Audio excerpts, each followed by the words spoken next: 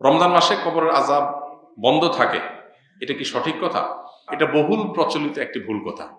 আমাদের সমাজে ব্যাপকভাবে প্রচলিত আছে, রমজান মাসে কেউ যদি মারা যায় তাহলে তার আর কবরের আযাব হয় না।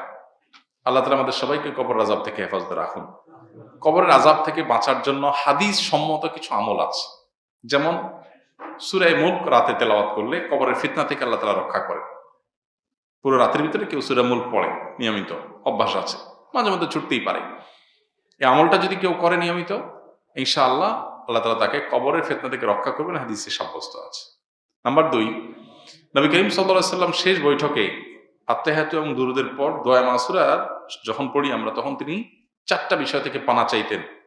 এটা দোয়া মাসুরার জায়গাতে আল্লাহুম্মা ইন্নী যালামতু নাফসি পড়েন, পাশাপাশি এটা অথবা কখনো এটার বদলে এটা আপনি পড়তে পারেন। দোয়াটা হলো আল্লাহুম্মা ইন্নী আউযু বিকা মিন আযাবি জাহান্নাম ওয়া মিন আযাবিল কবর ওয়া আউযু বিকা মিন ফিতনাতিল মাহইয়া ওয়াল মামাত ওয়া আউযু বিকা মিন শাররি ফিতনাতিল মাসিহিদ দাজ্জাল। এই যে এখানে জাহান্নাম থেকে এবং কবরের আযাব থেকে পানা চাওয়া হয়েছে। অতএব শেষ বৈঠকে আল্লাহর কাছে দোয়া করেন।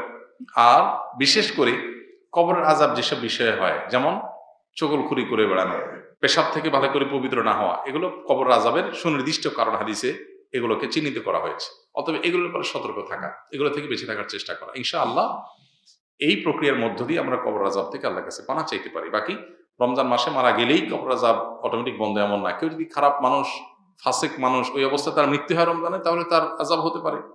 কেউ যদি নেককার হয়ে অন্য কোনো মাসেও মারা যায়, তবে কবরের আযাব নাও হতে পারে। কবরের আযাব হওয়া না হওয়ার সাথে রমজানের সম্পর্ক নেই। সম্পর্ক হলো কিসের? আমলের। কবরের আযাব না হওয়ার বন্দোবস্ত দুনিয়া থেকে আপনি করে গেলেন কিনা, এটার সাথে সম্পর্ক।